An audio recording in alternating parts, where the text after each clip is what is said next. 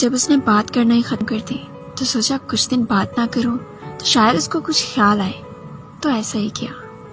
میں 1 ہفتے بعد آن لائن ہوئی تو دیکھا وہ بھی آن لائن ہے۔ میں نے خوشی خوشی اس کو میسج کیا، السلام علیکم، کیسے ہو؟ اس کا کوئی جواب نہیں آیا۔ میں یوں ہی اس کا آن لائن شو ہوتا نمبر دیکھتی رہی کہ اب اس پر ٹائپنگ شو ہوگا، لیکن یہ دیکھتے دیکھتے وقت کا پتہ ہی نہیں چلا کہ اس نے کب میسج سین بھی کر لیا۔ پھر تقریباً 1 گھنٹے میں ایسے ہی دیکھتی رہی، سوچتی رہی کہ پہلے ہم کتنی باتیں کیا کرتے تھے کہ ختم ہی نہیں ہوتی تھی۔ یہ سوچ ہی رہی تھی کہ اچانک وہاں ٹائپنگ شو ہوا۔ میری آنکھیں نم ہو گئی۔ کافی دیر تک ٹائپنگ شو ہوتا رہا اور میں سوچتی رہی اتنا لمبا کیا لکھ رہا ہوگا، کیا بات ہوگی۔ تقریباً 10 منٹ بعد میسج آیا، بزی ہوں۔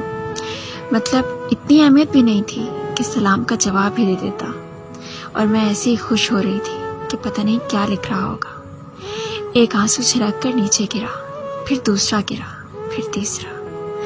اسی طرح ایک ایک کر کے آنسو رواں ہو گئے اور وہ آن لائن سے آف لائن شو ہو گیا۔ خود پر طنزیہ ہنسی اور کڑوی مسکراہٹ کے ساتھ موبائل رکھ دیا۔ دل میں یہی چل رہا تھا، زخم پر زخم لگے تو اذیت ناچ اٹھتی ہے۔ کاش محبت سے پہلے ہی اذیت کا تخمینہ لگایا جا سکتا تو میں اپنے حصے کی اذیت جان کر محبت کی طرف دیکھتی بھی نہیں۔ خیر، اب تو کوئی مرہم ہی نہیں بچا تھا۔